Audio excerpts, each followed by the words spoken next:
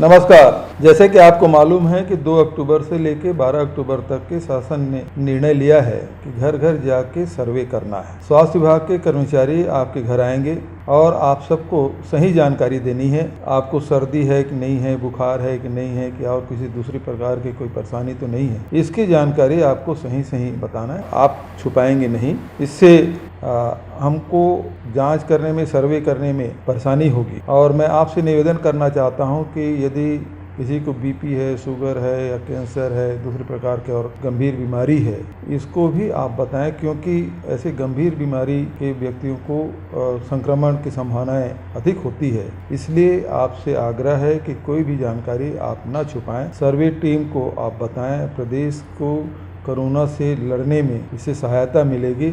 आपके और आपके परिवार सुरक्षित रहे, इसलिए शासन ने यह निर्णय लिया है।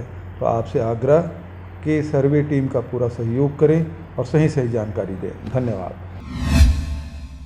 खबर है बेमेतरा जिला के संबलपुर क्षेत्र का, जहां पर संबलपुर में मोबाइल एंड कंप्यूटर दुकान से 40 नग विभिन्न कंपनियों के मोबाइल सहित नकदी ले उड़े चोर। खबर के अनुसार बेमेतरा थाना नानघाट क्षेत्र से संबलपुर में मंगलवार 6 अक्टूबर की रात्रि में नया बस स्टैंड के complex number 6 Vijay mobile and computers दुकान पर चोरों ने 40 नग कई कंपनियों के मोबाइल ले उड़े। दुकान संचालक मनोज यादव ने बताया कि रोज की तरह मैं रात 8 बजे दुकान बंद करके घर चला गया था। इस बीच मेरे पड़ोसी हेयर कटिंग दुकान संचालक संजू सेन ने अपने दुकान खोलने जब सुबह आया तो उसने दुकान की प्रथम दृष्टि को देखते हुए मुझे जानकारी दिया। तो मैं जब जाकर दुकान को देखा तो दुकान का शटर टूटा हुआ था। मुझे चोरी की आशंका हुई, तब तत्काल नानघाट थाना पहुंचकर मामला दर्ज कराया। जानकारी प्राप्त होते ही नानघाट थाना प्रभारी विपिन रंगारी अपने टीम और डॉग स्क्वाड के साथ पहुंच गई। अब ऐसा है कि मोबाइलों की संख्या लगभग 40-50 हो सकता है। हाँ, मैं आज सुबह ही जाकर कराया हूँ और टीआई साहब आकर बैठे भी हैं। जो भी जरूरी कार्रवाई है वो कर रहे हैं और पूरा जानकारी लिए हैं कि